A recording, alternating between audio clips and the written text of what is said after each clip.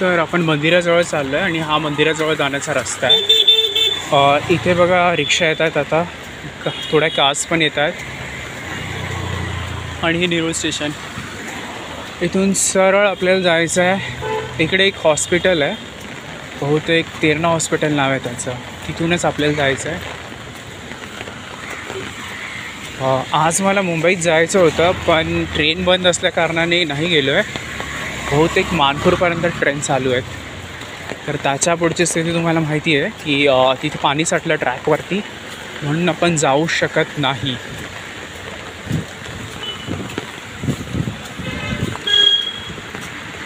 इकडे आहे तेरणा हॉस्पिटल।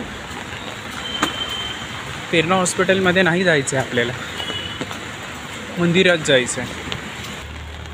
तर तेरणा हॉस्पिटलच्या पुढून आपण इकडून बालाजी मंदिरला जायला रस्ता आहे।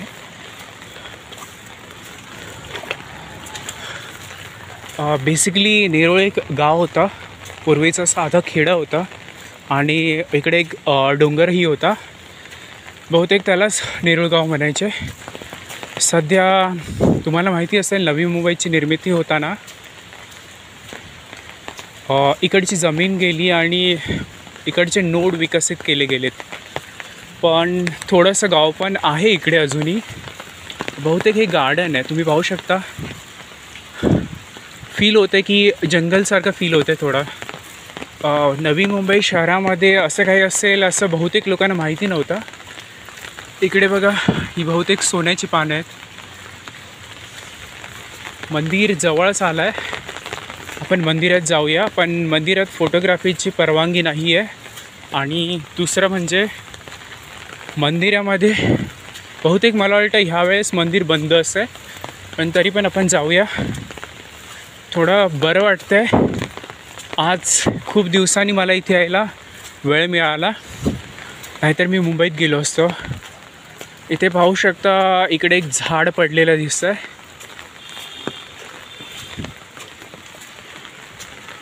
सो क्रॉस करून जाऊया, पर्याय नाही आहे। इथे काही मुलं आहेत, लहान मुलं खेळत आहेत। सो आणखीन पुढे जाऊया।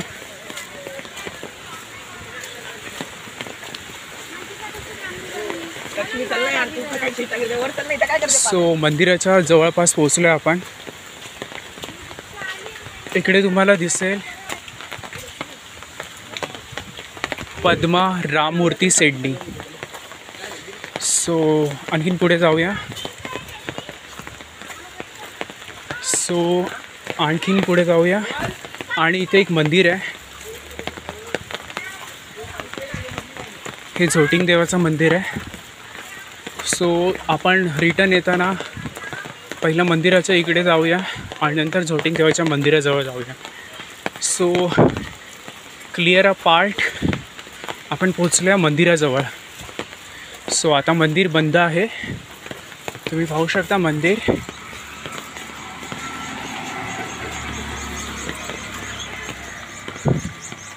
किती उंच घुमट आहे। सो आता जाऊया झोटिंग देवाच्या मंदिराजवळ।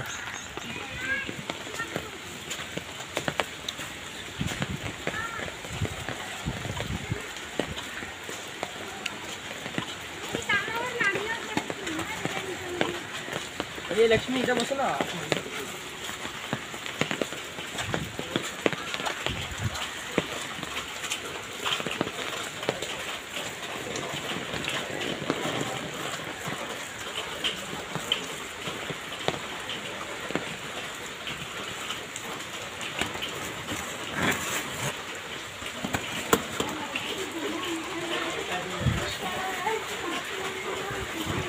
सो मंदिरापर्यंत